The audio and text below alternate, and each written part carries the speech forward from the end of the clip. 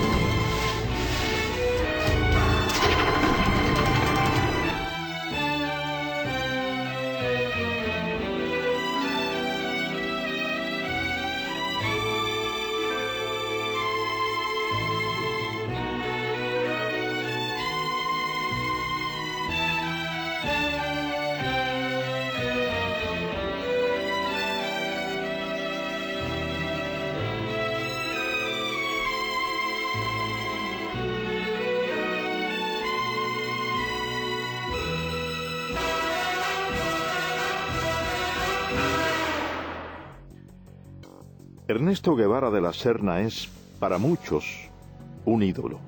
Para otros, solamente el esqueleto de un falso mito que ha tejido el cruzar de la historia. Las anécdotas sobre un joven idealista, luchador infatigable a favor de los necesitados, de un Robin Hood latinoamericano, han sido desmentidas por varios historiadores. Guevara, hasta llegar a Guatemala, no tenía formación ideológica ninguna.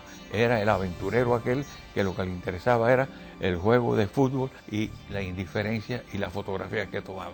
Y entonces, cuando está allí en Guatemala, que comienza la invasión, él le escribe a su tía una carta: me estoy muriendo de la risa, no dice muriendo, dice una grosería, que no quiero repetirlo, de la risa, viendo a la gente correr las bombitas que están tirando estos aviones. O sea, él es un espectador de aquella lucha que tiene parte del pueblo de Guatemala que respalda a Arbenz y las tropas de Castillo Armas que al fin dominan la situación y derrocan al gobierno de Arbenz. Enrique Ros, historiador e investigador, es autor de una de las más completas obras sobre la vida del guerrillero argentino, Ernesto Guevara, mito o realidad. En ese momento, Guevara decide, sin haber participado de la lucha, ingresar en la embajada argentina. Y fue atendido, y de nuevo lo vuelve a decir Ernesto Guevara en su diario, ¿no?, que él recibió una cortesía grandísima de la embajada, porque recibía lo que él más quería, que eran periódicos de la Argentina que venían con regularidad a la embajada, y el bife, que es la carne que servían allí. Y allí ya ha sido a Hilda Gadea. Hilda Gadea es una muchacha peruana y de ideas comunistas.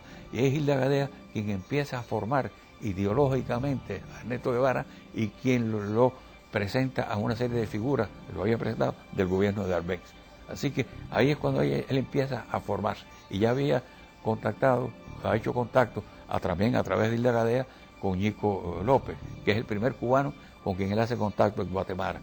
Es Ñico, el Flaco López, quien lo recluta y lo presenta al grupo de cubanos exiliados que militaban en el movimiento 26 de julio en Guatemala.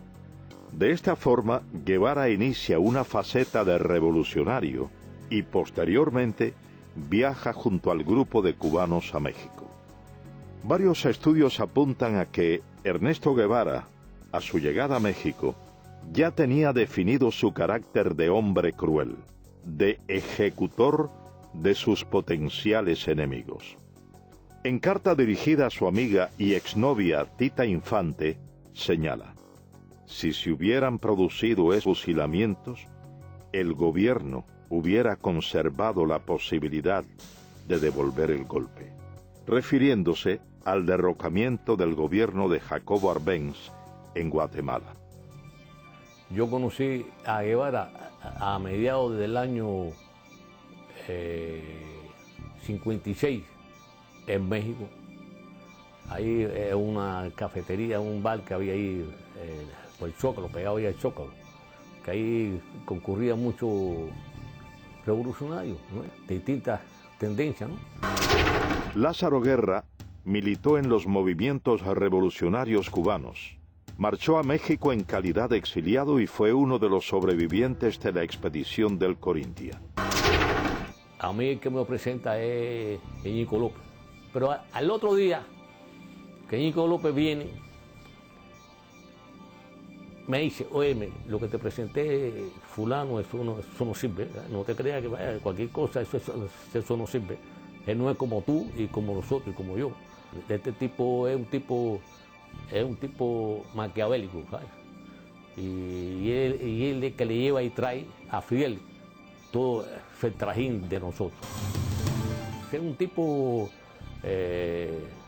repugnante, ¿no? Que Fidel llegaba y él decía, iba corriendo para donde estaba Castro, ¿no? Y Castro, fíjate, le gustaba que lo adulen, ¿no? Esa es la persona de él. Fidel vino a pedirme ayuda. Me dijo que había 11 cubanos durmiendo en el suelo del departamento de María Antonia González. Una pobre mujer, en un departamento muy chico, y estaban durmiendo en el suelo. Y aquello me tocó el alma.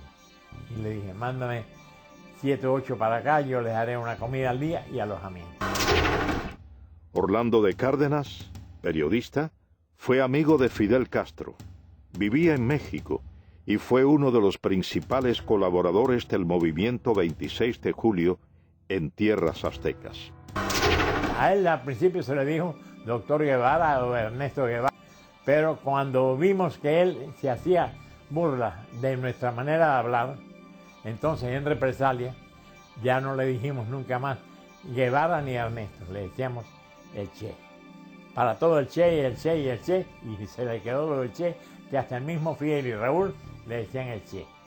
Ya, y se lo decíamos muchas veces con un poco de sorna, como para restregarle en la cara lo que él nos había hecho a nosotros. Nunca nos vio completamente como compañeros.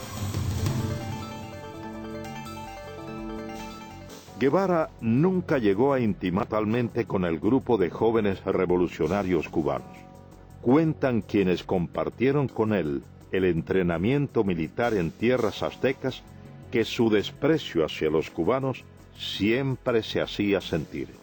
Sentimiento que extendía a los negros y al pueblo mexicano, a quienes constantemente menospreciaba. Llegamos a México el 10 de diciembre de 1955 y Fidel me presentó y me dijo, muchachos, este es el coreano, él va a ser nuestro instructor militar. Miguel Sánchez, el coreano, combatió junto a las tropas estadounidenses en la Guerra de Corea.